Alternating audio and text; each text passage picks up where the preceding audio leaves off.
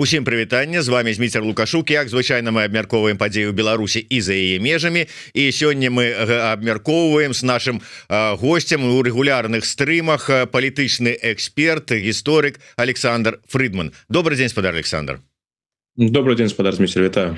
Ну нешта як перадчуваючы, што хутка мы з вами выйдзем у эфір і будзем абмяркоўваць і аналізаваць усе падзеі, гэтыя падзеі, як кажуць, пашлі кучна. Давайте вось сённяшняя навіна пра так званае памілаванне Лукашэнкам двух ксяндзоў. Адныя кажуць, што гэта вынік ось адкрыцця Польшчай двух памежных пераходаў. Ну бо таму чамусьці у Лукашэнкі ў галаве ён не раз гэта казаў, калі каталік, калі ксёндз, то гэта Польшча да Польшчы датычны і гэтак далей. З другога боку, не так даўно у яго з візітам быў кардынал Гуджэроці. Все ж таки, з чым вы звязваеце гэтыя падзеі і што яны, на ваш погляд, могуць азначаць? Насамрэч, гэтыя версіі яны ж не супярэчаць, хутчэй за ўсё яны звязаны і з візітам кардынала Гуджэроці і з крокамі Польшчы з памежнымі пераходамі. Ну калі б гэта была відавочная гісторыя толькі з Ватыканам, ну чаго Лукашэнку было б чакаць? Можна было вызваліць, калі б быў гэты візіт, калі я не памыляюся, яшчэ ў кастрычніку, альбо на пачатку лістапада, чаго тут было чакаць, тым больш, што сустрэча у іх была такая паказальна сардэчная, з абдымкамі і іншая, так што можна было б не чакаць, можна было бы вызваліць, калі б гэта сапраўды тычылася відавочна стасункаў з Ватыканам. Хутчэй за ўсё гэта не толькі Ватыкан, тут Лукашенко імкнецца атрымаць як бы найбольшае і для выпадку з Ватыканам і выпадку з Польшчай. То бок вызвалення гэтых святароў гэта крок у напрамку Польшчы. Пакуль, наколькі я разумею, гаворка пра дэпартацыю не ідзе. Гэта не такое класічнае вызваленне ў двукоссі, як яго практыкуе Лукашенко. То бок яны на дадзены момант, наколькі я зразумеў, застаюцца на тэрыторыі Беларусі, ці яны застануцца, ці яны яе пакінуць. Гэта іншае пытанне, але ўсё ж таки гэта адрозніваецца ад тых вызваленняў, якія Лукашенко рабіў апошнім чынам. Так, адмыслова падкрэсліваецца, што гэта тычыцца толькі Ватыкана. Ну, беларускім уладам важна не паказаць, што яны ідуць на нейкія саступкі ў дачыненні да Польшчы, каб гэта не выглядала так, што вось палякі зрабілі, а зараз ідзе абавязковы лукашэнкаўскі крок у адказ. Я мяркую, што гэта насамрэч часткова крок у адказ. Відавочна, што Польша чакае большага, што з польскага пункта гледжання гаворка ідзе пра вызваленне асобаў польскага паходжання, якія знаходзяцца ў Беларусі за кратамі, як палітзняволеныя, і гаворка, канешне, ідзе пра найбольш вядомую фігуру з гэтага шэрагу, гэта журналіст Андрэй Пачобут. Вось. І Лукашенко напрыканцы кастрычніка ж і сам казаў пра тую здзелку, якая плануецца, што выйдуць людзі, якімі цікавіцца Польшча, і у Беларусь могуць вярнуцца арыштаваныя ў Польшчы людзі, якіх падазраваюць у супрацоўніцтве з беларускімі спецслужбамі. Пакуль тое, што адбылося, гэта не здзелка, але, магчыма, крок у яе напрамку. То бок Лукашенко дае сігнал, пасылае сігнал Польшчы, што вось пэўныя дамоўленасці я выконваю, вы адчынілі пагранпераходы, я адпусціў двух каталіцкіх святароў. Ну, будзем глядзець, што як будуць развівацца падзеі далей, бо насамрэч гэта відавочна не толькі тое, што ад яго чакаюць. Чакаецца вызваліць польскі бок, чакае вызваленне, прынамсі вызвалення Пачобуту. Ці яно будзе, ці не будзе, вось гэта і інтрыга наступных дзён. Ну і адпаведна дзеянні Польшчы. То бок Лукашенко зрабіў пэўны крок у напрамку Варшавы, але гэта не той крок, альбо яшчэ не той крок, якога ў Варшаве чакаюць. Так што далей альбо будуць новыя крокі з беларускага боку, альбо на гэтым усё скончыцца. Ну тады Польшчы трэба будзе рабіць высновы наконт гэтых пагранпераходаў і іншых мераў. Ці спрацавала гэтая новая тактыка альбо стратэгія? Ну я думаю, што ўсё ж таки хутчэй тактыка, якую абраў Дональд Туск. То бок мы з Лукашэнку нешта прапануем, імкнемся з ім размаўляць з мовай прапановаў, рабіць прапановы, ну і паглядзім, што з гэтага будзе. Пакуль не зразумела, ці працуе гэта альбо не. Ужо шмат хто адрэагаваў на гэта вызваленне двух ксяндзоў. Ёсць і рэакцыя з боку Святланы Ціхановскай, з боку іншых палітычных дзеячаў, але я хацеў бы звярнуць увагу на рэакцыю з боку канферэнцыі каталіцкіх біскупаў Беларусі. На гэтую рэакцыю звяртае увагу хрысціянская візія не вайне тэлеграм-канал. Так вось, яны ў сябе пішуць у прэс-службе гэта канферэнцыі піша: рыма-каталіцкі касцёл на Беларусі вітае пазітыўныя тэндэнцыі дзяржавы у міжнародным парадку, аднаўленне дыялогу паміж Рэспублікай Беларусь і ЗША, а таксама ўзмацненне кантактаў з Ватыканам. То бок яны на першае месца ставяць аднаўленне кантактаў з ЗША, а Польшчу ўвогуле не ўзгадваюць. Вось дзіўная такая, як мне падаецца, как бы парадак расстаноўкі. Відавочна, што гэта тая заява, якая была зроблена, яна афіцыйнымі ўладамі, яна была зроблена пад кантролем афіцыйных уладаў. То бок яна была ўзгоднена. І таму там менавіта тое мы бачым, што хацелі бы бачыць беларускія ўлады. Гэта Злучаныя Штаты і стасункі са Злучанымі Штатамі, гэта ўвогуле на заходнім напрамку прыярытэт для рэжыму Лукашэнкі. Ну і стасункі з Ватыканам. Лукашенко ж падкрэсліваў асабістае значэнне гэтых, асаблівае значэнне гэтых стасункаў, таму там менавіта Ватыкан і Злучаныя Штаты. Каб не склалася раптам уражанне, што тут Польшча адыгрывае гэтую ролю.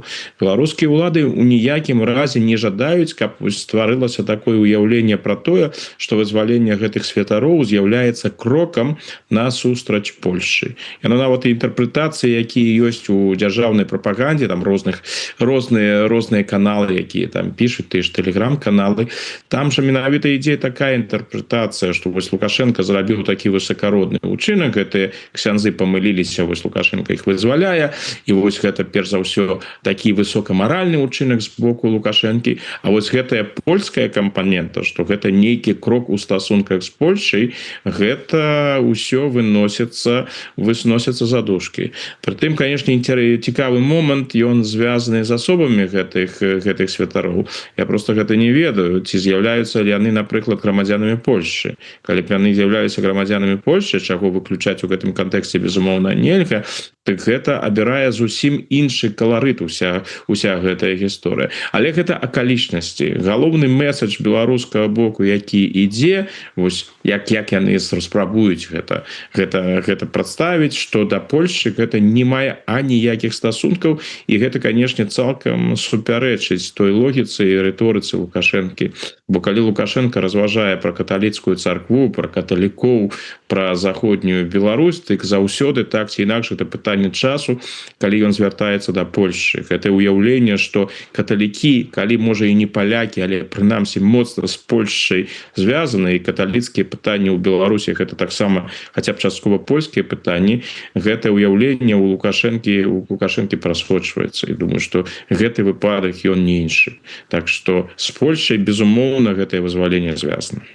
Ну так, я хацеў бы яшчэ звярнуць на такі момант. Ўсё ж таки, калі паведамлялі дзяржаўныя СМІ пра гэта вызваленне, тая ж самая Белта, яны асабліва звяртаюць увагу на тое, што гэтыя два святары былі асуджаныя за цяжкія злачынствы супраць дзяржавы. Ну, фактычна, здрада дзяржавы. І нягледзячы на тое, што, скажем, Анджэя Юхневіча, хаця відавочна затрымалі па палітычных матывах, але асудзілі яго, прыцягнуўшы там і пашыўшы белымі ніткамі справу пра нейкія там сексуальнае дамагальніцтва, там нешта там яшчэ. Але вось гэтая напорыстая узгадка і скіраванне да вот менавіта таго, за што іх нібыта асудзілі, у чым іх вінаваціць, здрада дзяржавы. Вот навошта гэтым зараз вот так вот казыраць? Ну, памілаваў, гуманіст там вялікі Лукашенко. Навошта выпячваць гэты факт? Ну, гэта ж не толькі для Лукашэнкі справа гэтых двух человек. Это таксама месседж для католіцкай царквы, что вы там глядзіце. Вось гэтыя людзі былі за кратамі, і калі каталіцкая царква альбо каталіцкія вернікі, перш за ўсё каталіцкія святары будуць паводзіць сябе з пункту гледжання беларускай улады не так, як яно мае быць, ну так уся гэтая гісторыя можа папаўтарыцца. Гэта свайго рода папярэджання. По принципу, ну вось так мы вызваляем зараз і вызваляем таму, што мы вось такі Лукашенко такі міласэрдны, ну і стасункі з Ватыканам і Злучанымі Штатамі адыгрываюць пэўную ролю, хаця я, шчыра кажучы, не ведаю, якой ступені Злучаныя Штаты займаліся гэтым пытаннем.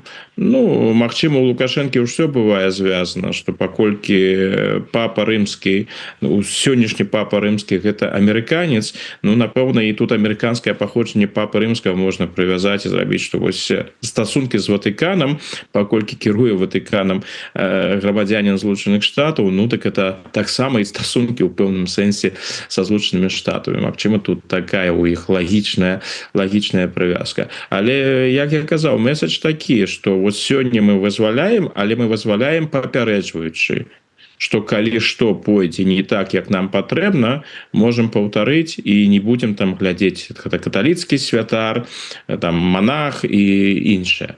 Вось, дарэчы, вось я згадал зараз монаха, якога абвінавацілі схапілі перад вучэннямі, абвінавацілі ў шпіянажы на карысць Польшчы. У прынцыпе, было б у гэтым кантэксце сённяшнім лагічна, там вызваляеш святароў, можна таксама вызваліць і монаха, і так бы мовіць падзяліць, хаця вось пачобута мы зараз не вызваляем, паколькі ён не рэлігійная асоба. Ну, яны вырашылі тут вельмі так адмыслова падзяліць. Гэтых двух яны вызваляюць, а вось ты, каго асабліва патрабавала Польшчы, бо яны ведаюць, што гэта вось сапраўды такія важные пытанні для Польшчы, яны пакуль не вызваляюць. Ну, Лукашенко цягне час. Гэта ж тыпова. Мы ж назіраем гэта ўжо даўно у кантактах з Захадам. Паводзіць сябе асцярожна, цягне час, ну і жадае выцягнуць як мага больш. Па прынцыпу, ну вось я пакуль уже не вызваляў, можа палякі яшчэ нешта зробяць, і тады можна будзе вызваліць. А калі не зробяць, ну, магчыма, вызвалю пазней. Паказвае яшчэ раз, што ўся ўлада ў яго руках, і ён можа вырашаць, каго ён сёння вызваліць, каго ён заўтра вызваліць, а каго ён увогуле не вызваліць. Ну, вы трошку, як звычайна, часам здараецца, апярэдзілі маё пытанне, но ўсё ж таки даўно з вами працуем, ужо ведаеце, пра што буду пытацца. Вот еще я б хацеў бы больш шырока ўсё ж таки пагаварыць пра тэму вызвалення пачобута, магчыма, гэтага монаха Гавала і журналістаў, якія працавалі, супрацоўнічалі, ну ці былі абвінавачаны ў супрацоўніцтве з Белсатам, якія знаходзяцца таксама за кратамі, ну і якія калі і не з'яўляюцца грамадзянамі Польшчы, але для Польшчы ўсё ж таки важныя і адметныя асобы, таму што, ну, мелі стасункі, мелі дачыненне да польскай дзяржавы, да польскіх інстытуцыяў. І тут што ўсё ж таки казаць, калі паглядзець, Польшча пайшла на адкрыццё памежных пераходаў без папярэдніх крокаў з боку Мінску, хоць настойвалі, і гэта былі умовы канкрэтныя адкрыцця памежных пунктаў, гэта можна яшчэ раз нагадаць, асноўнае вызваленне пачобута, спыненне міграцыйных атакаў на межы і выдача забойцы польскага памежнага жаўнера, які вось быў адным з мігрантаў нібыта забіты.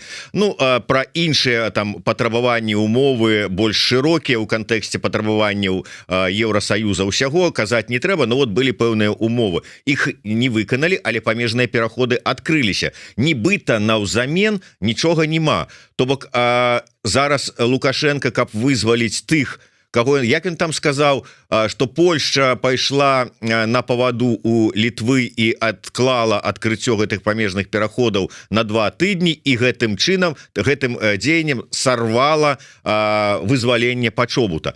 То бок перамовы ідуць, ён хоча яшчэ нешта ад Польшчы наўзамен. То бок што гэта можа быць? Я думаю, што яны ідуць, і Лукашенко, канешне, заўсёды высоўвае новыя патрабаванні. Думаю, што перамовы досыць цяжкія, там нелёгка дамовіцца з ім. Вось, акрамя таго, ёсць жа яшчэ адно новае патрабаванне, якое высунуў на гэтым тыдні Дональд Туск. Гаворка ідзе пра дыверсію, якая адбылася ў Польшчы, і асобаў, якіх гэтых украінскіх грамадзянаў, якіх падазраваюць у гэтай дыверсіі, і якія паводле афіцыйнай польскай версіі пасля дыверсіі зноў зайшлі на тэрыторыю Беларусі, магчыма, у Беларусі таксама знаходзяцца. Там жа Польша звярнулася і да Мінска, і да Масквы з патрабаваннем выдаць гэтых падазраваных. Ну, я не ведаю, ці знаходзяцца яны на тэрыторыі Беларусі. Хутчэй за ўсё, мне падаецца, не знаходзяцца. Калі яны сваё заданне выканалі альбо не выканалі, тут такое пытанне, ці ў іх не атрымалася, альбо хутчэй за ўсё, альбо таксама нельга выключаць, гэта была просто такая спроба прадэманстраваць, на што здатныя расійскія спецслужбы на тэрыторыі Польшчы. Пытанне адкрытае, але хутчэй за ўсё, калі гэта агенты расійскіх спецслужбаў, яны ўжо на тэрыторыі Беларусі не знаходзяцца, яны ўжо у Расіі. Так што гэта, напэўна, не столькі патрабаванне да Лукашэнкі, колькі патрабаванне да Пуціна, хаця відавочна, што гэтае патрабаванне выканана не будзе.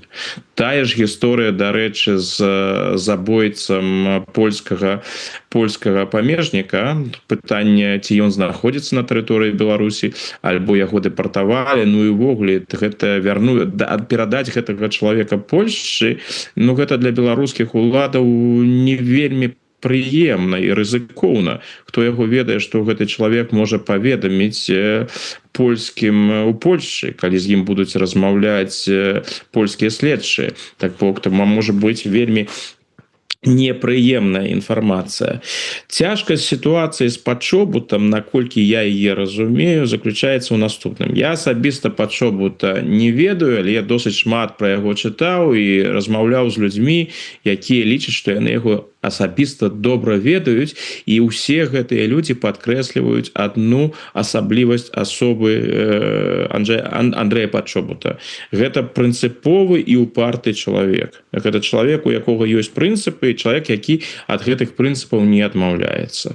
І з адным з яго прынцыпаў з'яўляецца вырашэнне, дзе ён будзе жыць. Што гэта чалавек, як не падкрэслівалі шмат разоў, гэта чалавек, які не будзе пагаджацца на дэпартацыю. Гэта чалавек, якога, як і ў выпадку з Міколам Статкевічам, якога супраць ягонай волі дэпартаваць немагчыма. Ён адмовіцца ў апошні момант. І тут, калі гэта насамрэч гэтыя ацэнкі адпавядаюць рэчаіснасці, то мы назіраем складаную сітуацыю для Мінска і для Варшавы. Бо з аднаго боку прынцып Лукашэнкі ён вядомы. Ніхто не застанецца, усе будуць дэпартаваны. Ну вось зараз гісторыя са святарамі, но гэта іншая гісторыя. Гэта ўсё ж такі святары, а ў выпадку з Пачобутам, я думаю, што беларускія ўлады настойваюць на дэпартацыі. І я думаю, што для Варшавы гэта таксама варыянт, ну які можна было прыняць. Ніхто б у Варшаве, напэўна, асабліва не пратэставаў бы, калі б усё ж такі гэта было вырашана такім чынам, што Пачобут накіруецца ў Польшу. Пытанне, якое ўзнікае, а што будзе, калі Пачобут паўторыць тое, што зрабіў на мяжы з Літвой Мікола Статкевіч? Як дзейнічаць у гэтай сітуацыі? Са Статкевічам, ну, сітуацыя адбылася відавочная.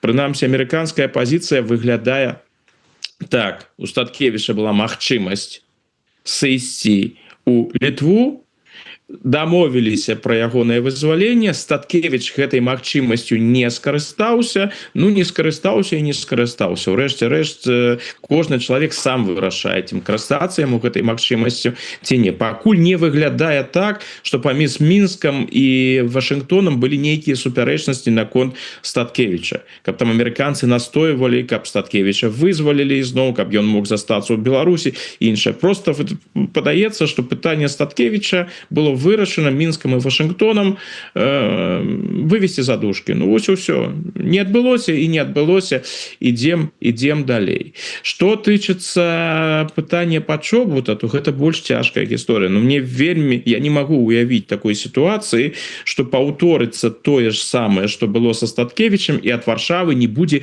аніякай рэакцыі. Вось, давайте уявім себе тэарэтычна. Лукашенко прыняў рашэнне вызваліць Пачобута, Пачобут адмаўляецца ісці на тэрыторыю Польшчы.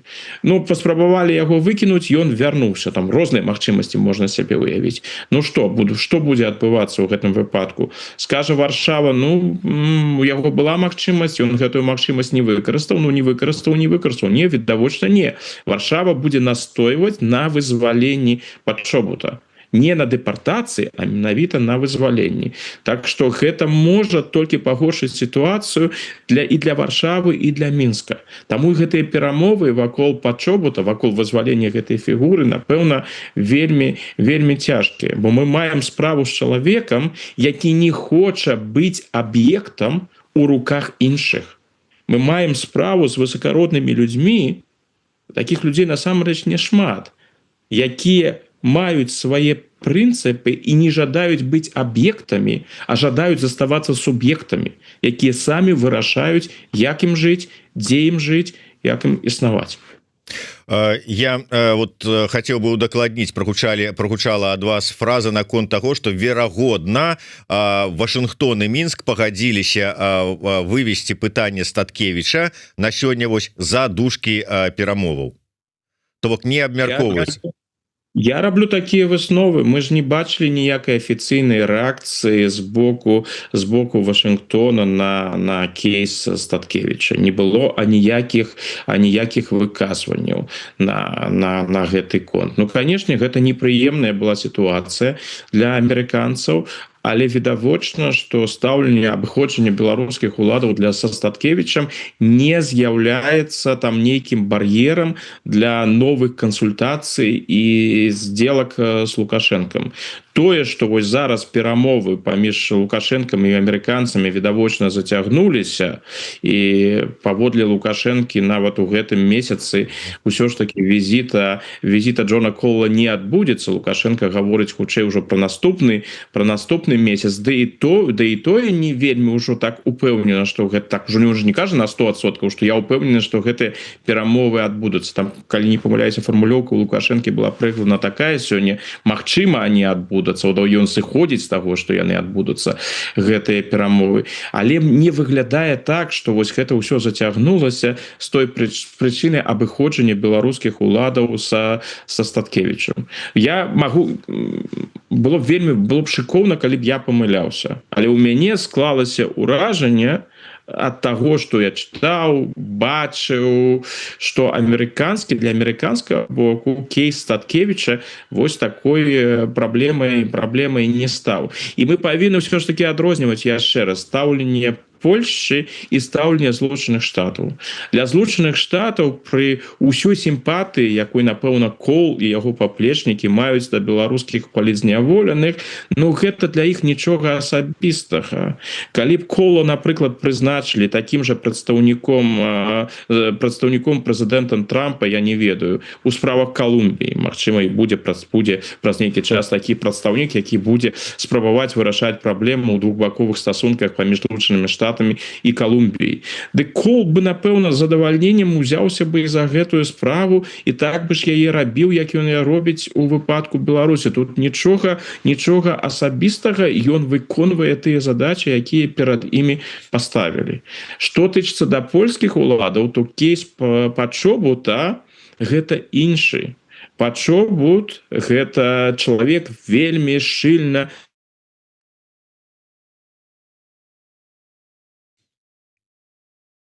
Так, гаспадар Александр, да. Вярнуўся. Гаспадар Пачобут для Польшчы гэта зусім асаблівая рэч. Гэта чалавек звязаны з Польшчай, гэта супрацоўнік польскіх выданняў, гэта чалавек этнічна польскага паходжання, гэта актывіст польскай грамады у Беларусі. Так што і гэта вядомы ў Польшчы чалавек таксама. Калі так паглядзець на дадзены момант у свеце, адзін з самых вядомых, напэўна, польскіх журналістаў у свеце. Гэты кейс Пачобута, ён у журналісцкіх колах міжнародных, ён сапраўды вядомы. Гэта асаблівая гісторыя. Так што вось так Пачобута не разглядаюць у Польшчы як просто аднаго там палітычнага вязня неціх. Гэта асаблівая гісторыя. Таму заплюшчыць вочы, калі нешта пойдзе не так, як гэта з майго пункта гледжання зрабілі ў выпадку Статкевіча, гэта не адбудзецца. І тут для Варшавы і для Мінска узнікае праблема. Калі сапраўды вось будзе так, як я зараз тэарэтычна выклаў, што з гэтым далей рабіць? Ці як выбудоўваць стасункі, як вырашыць гэтую праблему. Вернемся пазней трошечку до ЗША і да гэтай вось заявы Лукашенко, просто закрываючы, можа быть, на сёння гэтую тэму з тым же самым вот сітуацыяй са Статкевічам. Зараз я бачыў, беларускія дыаспары ў ЗША запусцілі петыцыю, каб вось беларусы падпісваліся зварот да уладаў ЗША, да кангрэсменаў, найперш з тым, каб ўсё ж таки ЗША ставіла пытанне аб Статкевіча, ну найперш, каб атрымалі адказ, дзе ён на сённяшні момант, хаця бы гэты адказ, а потым ужо і далей ісці, можа быць, каб ўсё ж таки яго пытанне паўторнага вызвалення прагучала ад амерыканскай дэлегацыі. З тым же самым вот я бачу, некаторыя актывісты у дыаспарах тут у Еўропе таксама актывізаваліся і скіроўваюць свае абуральныя пытанні да, там, скажем, офіса, кабінета і іншых структураў, маўляў, што вы зрабілі для таго, каб даведацца, дзе сёння Статкевіч. Ну, я слаба сабе ўяўляю, што можа там умоўны Латушка там ці там Ціхановская ці там Ціхановскі зрабіць для таго, каб даведацца, дзе на сёння Статкевіч, апроч таго, каб ізноў ж такі звяртацца да амерыканскіх перамоўшчыкаў з такой просьбай. Але, як думаеце, спрацуе? Думаю, асабліва не спрацуе. На жаль, не спрацуе, таму што выпадак Статкевіча, як мне падаецца, ён быў з беларускімі ўладамі выкарыстаны адмыслова. Мы ж ведаем з таго, з той інфармацыі, якая ўжо ёсць у публічнай прасторы, як ідуць гэтыя перамовы, і што ўрэшце рэшт апошняе слова за тым, хто будзе вызвалены і калі будзе вызвалены, гэтае слова за беларускімі ўладамі. Я думаю, што яны адмыслова вырашылі гэта зрабіць са Статкевічам і пайшлі на гэта, ведаючы, што Статкевіч магчыма адмовіцца пераходзіць мяжу. І вось ім, напэўна, было цікава наўпрост паглядзець, а як будзе? Ну, а як будуць рэагаваць амерыканцы? Вось ён адмовіцца, мы яго з мяжы прыбярэм і скажам, ну, што? У нас была дамоўленасць пра тое, што тых, каго мы адпускаем, яны з Беларусі з'язджаюць. Вось у Статкевіча была такая магчымасць. Ён такой магчымасцю не скарыстаўся, таму ўсё мы здымаем гэтае пытанне, і не трэба звяртацца да нас больш з гэтым пытаннем. І ў мяне ёсць такое адчуванне, што гэта тая логіка, якую Коул і ягоныя паплечнікі разумеюць і падзяляюць. Яны ж робяць здзелкі. У здзелак ёсць умовы. Мы можам по-рознаму да гэтых умоў ставіцца. Тыя умовы, якія вылучае Лукашенко, яны абсалютна амаральныя і непрымальныя, калі грамадзян Беларусі прымушаюць пакідаць сваю краіну, што гэта прымусовая дэпартацыя адбываецца. З майго пункта гледжання абсалютна непрымальная умова, і гэта шакуе, што ў Еўропе ў 21 стагоддзі такія справы адбываюцца. Но гэта, мне падаецца, тыя умовы гульні, якія амерыканскі бок для сябе прыняў, сказаў, ну вось, калі гэта адзіная магчымасць і інакш не атрымліваецца, ну давайте паводзіць сябе прагматычна. Таму прымаем гэтыя умовы, прымаем. Ну а надалей кожны вырашае сам. Я не думаю, што Коул і ягоныя паплечнікі гэты ўчынак Статкевіча увогуле зразумелі. Ім такія паводзіны незразумелыя. Усё, мы цябе выцягнулі, ёсць магчымасць там на накіравацца куды хочаш і жыць там нармальна у Польшчы, Літвы, Германії, Злучаных Штатах, дзе заўгодна. Не хочаш, ну не хочаш. Все, пытанне тым самым знята. Я баюся, што адказ вось на ўсе гэтыя патрабаванні высветліць лёс Статкевіча будзе такім: ну а што вы ад нас жадаеце?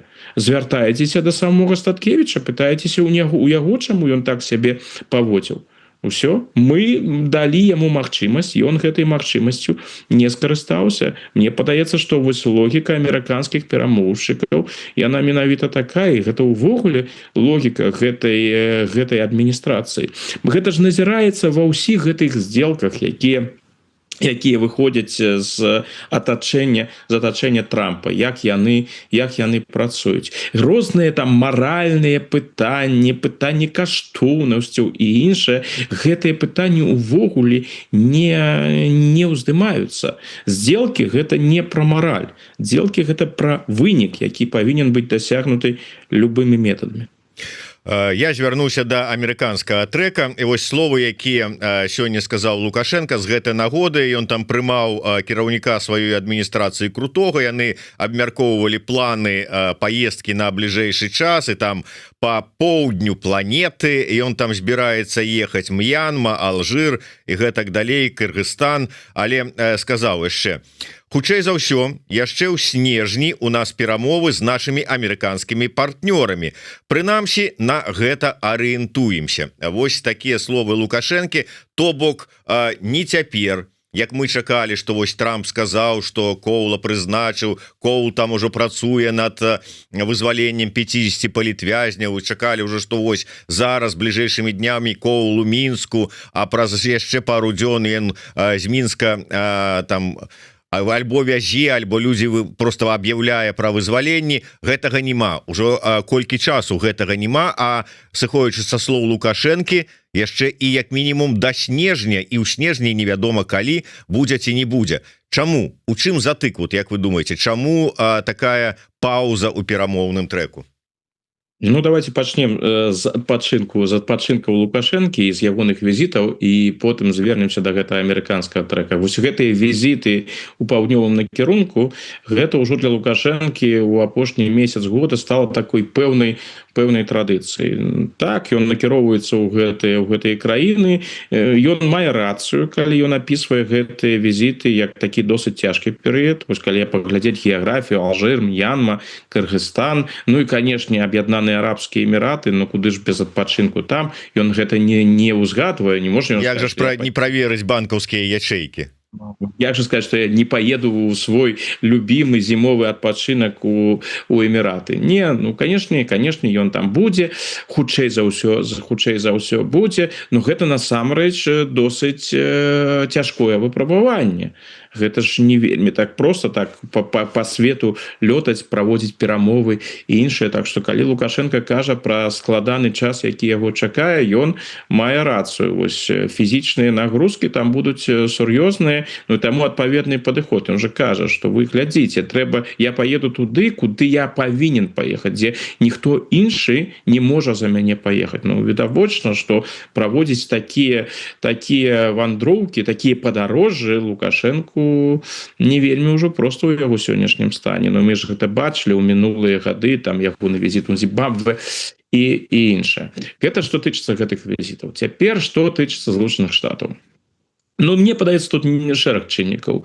Першае, гэта перамовы. Відавочна, што перамовы паміж Мінскам і Вашынгтонам, яны адбываюцца не вельмі лёгка, і тое, што Коул не прыязджае, Коул гэта не той чалавек, які прыедзе ў Беларусь просто так. Ён прыедзе толькі ў той момант, калі ўсе пытанні будуць вырашаны, зняты, і здзелка, так бы мовіць, будзе канчаткова аформлена. Пакуль гэтага відавочна няма. Ёсць пытанні, ёсць праблемы, відавочна ёсць нейкія супярэчнасці, таму гэта адкладваецца. Тое стасункі Беларусі з Літвой і з Польшчай, гэта таксама ўплывае, прынамсі з Літвой. Пакуль сітуацыя з Літвой была такая напружаная, а Літва, што тычыцца гэтых перамоваў паміж Лукашэнкам і амерыканцамі, адыгрывае ж ключавую ролю. Насамрэч, гэта ж усё ідзе лагістычна праз Літву. Ну так, Літву можна было б замяніць тэарэтычна на Польшчу, але навошта? калі у цябе есть партнёр, з якім гэта ўсё добра працуе, ну дык навошта дзеля нейкага Лукашэнкі адварочвацца ад Літвы і рабіць тыя крокі, якія літоўцам будуць вельмі непрыемнымі. Просто гэта разуменне знешняй палітыкі еўрапейскай, што амерыканцы ўсім усё навязваюць і ўсе такія залежныя ад амерыканцаў і толькі выконваюць гэтую волю, тыя наратывы, якія прасоўваюцца Мінскам і Масквой, яны ж не адпавядаюць рэчаіснасці.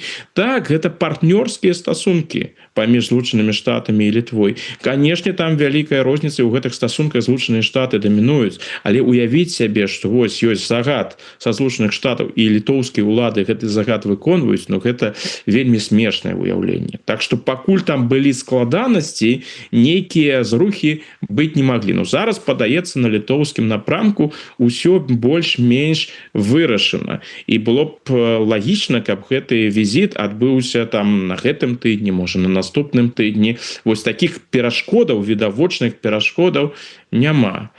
Але мне падаецца, што тое, што марудзяць час, яшчэ звязана і з тым планам амерыканскім замірэння ва ўкраіне, які вось зараз агучаны. Гэта не той, што нагучаны, ён вельмі незразумелы пакуль. Там ёсць розныя супярэчлівыя публікацыі і яшчэ па-ранейшаму незразумела, што ў гэтым плане насамрэч прысутнічае. На дадзены момант відавочна, гэта не амерыканска-расійскі план, гэта амерыканскі план, які амерыканцы прапаноўваюць і прасоўваюць, і ці пагадзіцца з гэтым планам Расія, і ці пагадзіцца перш за ўсё з гэтым планам Украіна, гэта пакуль вялікае пытанне. А для Лукашэнкі яно важнае ў якім сэнсе? Ад таго, як будзе вырашана сітуацыя з гэтым планам, залежыць, разумела, стасункі паміж Масквой і Вашынгтонам, і залежыць таксама стасункі паміж Лукашэнкам і амерыканцамі, як частка стасункаў паміж Злучанымі Штатамі і Расійскай Федэрацыяй. Калі, напрыклад, гэты план будзе прыняты і Масквой, і Кіевам, і там будуць нейкія зрухі ў перамоўным працэсе, дык Лукашенко можа адразу актывізаваць свае кантакты з амерыканцамі і паспрабаваць правярнуць там одну сделку праз нейкі час, яшчэ одну сделку і гэтак далей. Я прытрымліваюсь пункта гледжання, што Лукашенко ў адной вялікай сделкі не зацікаўлены, і ён зацікаўлены ў шэрагу маленькіх сделак.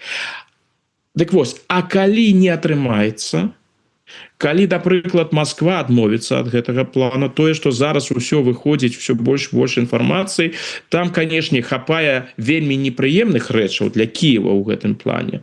Але і тое, што там ёсць для Масквы, яно, мякка кажучы, не самае прыемнае па шэрагу пунктаў.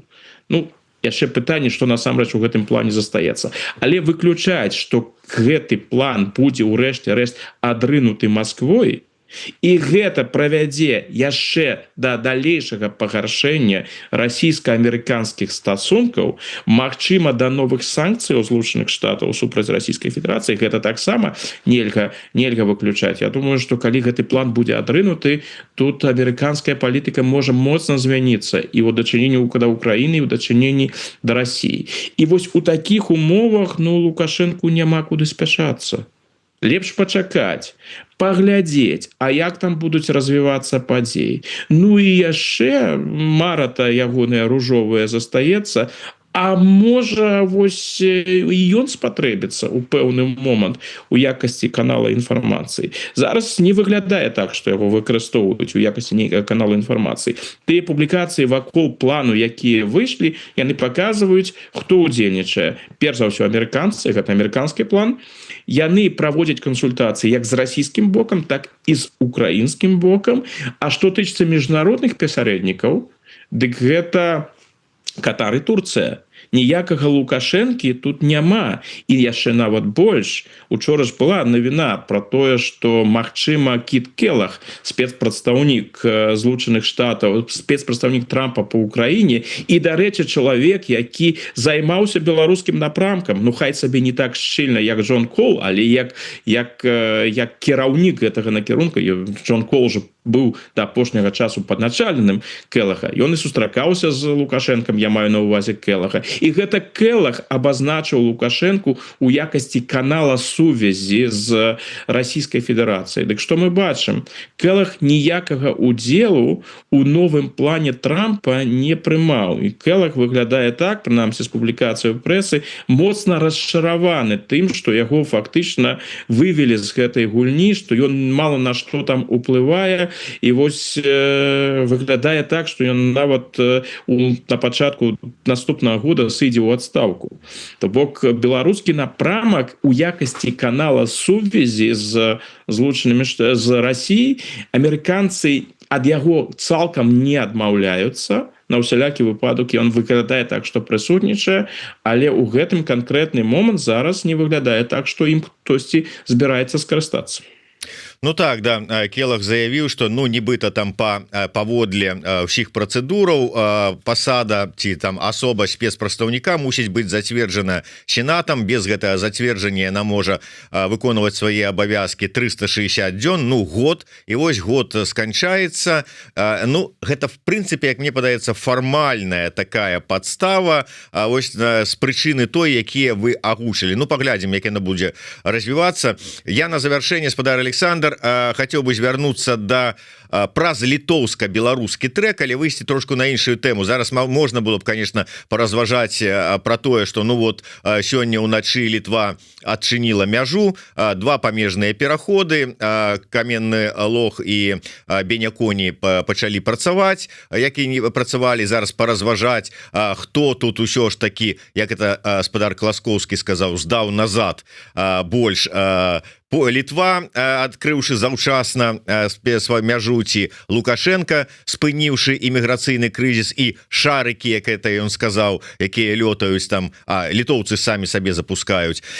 Можна было паразважаць, але давайте пра іншае. Усё ж такі такая пэўная палёгка адбываецца і ў сітуацыі з Літвой, і ў сітуацыі з Польшчай. Ну, можа, у пэўным сэнсе, нягледзячы на вось пэўныя затрымкі з ЗША, здавалася б, вось яно тое, пра што кажуць прадстаўнікі таго крыла ў дэмсілах, што якія выступаюць за перамовы з рэжымам, за нейкае спыненне ціску дзеля вызвалення палітвязняў з прыцэлам на тое, што рэжым паступова пойдзе на змяншэнне рэпрэсій, на нейкія там унутраныя палітычныя адлігі і гэтак далей. Ну вось маем некая палёгка на мяжы, пачатак перамоўнага працэса, нібыта, ну, прынамсі, пераглядаюцца адзін з адным, а ўжо не стаяць адвярнуўшыся. Але ці варта разлічваць на вось тое, пра што кажуць прыхільнікі перамоваў? Варта чакаць адлігі,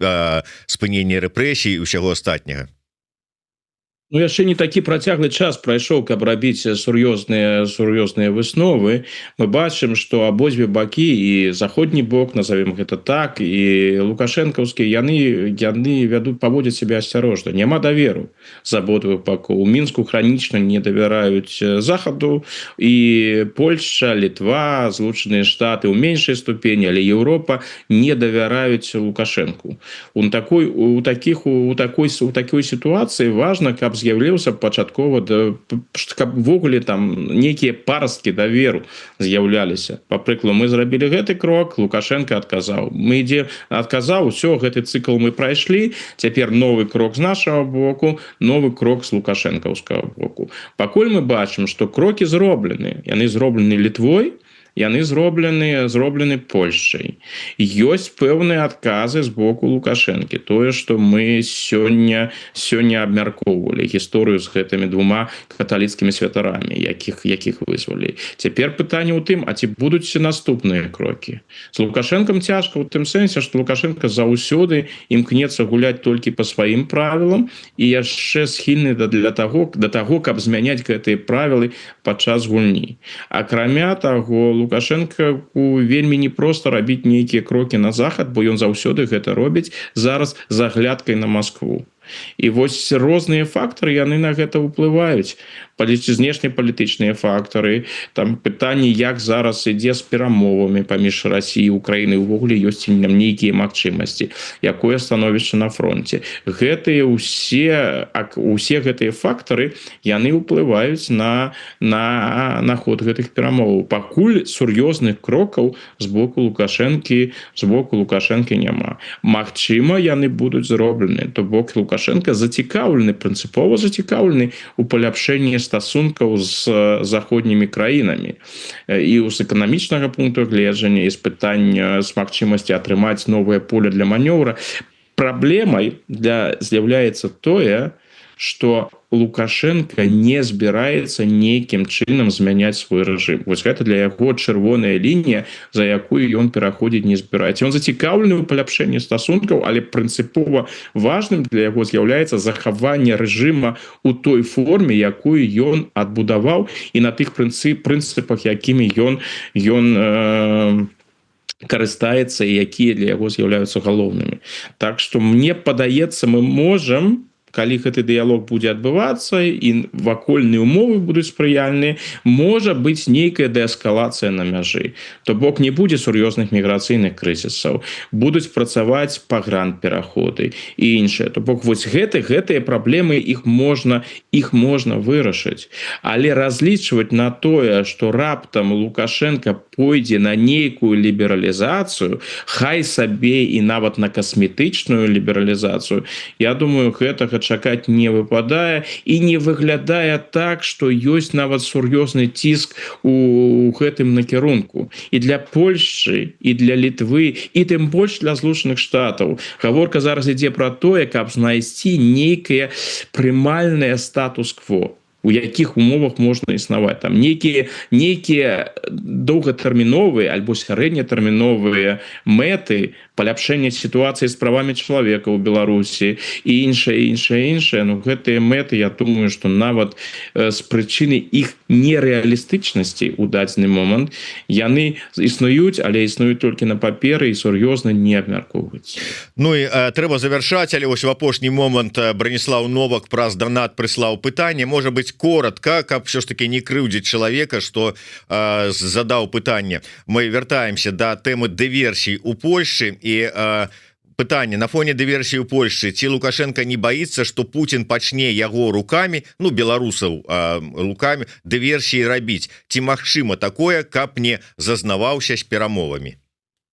Тое, што мы зараз бачым, мне падаецца, калі мы будзем адштурхоўвацца ад афіцыйнай польскай версіі, ад таго, што агучыў Дональд Туск, то там яна ж выглядае так, што гэта была акцыя расійскіх спецслужбаў, у якой тэрыторыя Беларусі была просто выкарыстана. То бок гэта людзі, якія знаходзіліся на тэрыторыі Беларусі, прыехалі ў Польшу з тэрыторыі Беларусі і адышлі таксама з тэрыторыі Польшчы пасля выканання сваёй дыверсіі з тэрыторыі Польшчы на тэрыторыю Беларусі. Там жа няма нейкіх абвінавачанняў у дачыненні да беларускіх уладаў. Там просто паказваецца, што адказнасць сапраўды нясе расійскі бок з пункту гледжання Варшавы.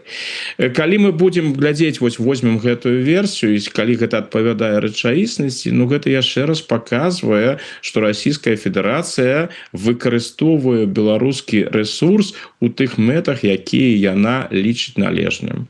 То бок яны гатовы ўмешвацца ва ўсё, ва што яны лічаць патрэбным. І думаю, што яны вельмі уважліва, трохі, відаць, ірацыянальна, раўніва назіраюць за тым, як Лукашенко вядзе свае кансультацыі з Захадам. Пакуль усё, што мы бачым, адпавядае інтарэсам Расійскай Федэрацыі. Не выходзіць Лукашенко за тыя межы, якія яму устанавілі. І ведае ён, на што можна пайсці ў дадзеных умовах, а на што не. Ён жа вопытны палітык, і хто яшчэ так ведае расійскае кіраўніцтва добра, як ён. але яны на ўсе гэтыя кантакты глядзяць падазрона. І вось гэтае меркаванне, гэты погляд, што ну можа вось у нейкі момант ён можа зрабіць той крок, які нам будзе непрыемным, хто яго ведае, за гэтым яны сочаць. І думаю, што калі яны пабачаць для сябе там пэўную небяспеку, яны Лукашенку гэта сігналізуюць, у яго не будзе магчымасцяў. Мы ж не ведаем гэтага, магчыма і зараз гэта ідзе, што от гэтыя перамовы са Злучанымі Штатамі так адкладваюцца, ідуць так марудна, бо, мабыць, ідуць адпаведныя сігналы з маскоўскага боку, што не трэба гэта зараз рабіць. Калі паглядзець на гэта пытанне гістарычна, на адносіны Савецкага Саюза са сваімі усходнееўрапейскімі сатэлітамі ў часы халоднай вайны, то працавала гэта менавіта так.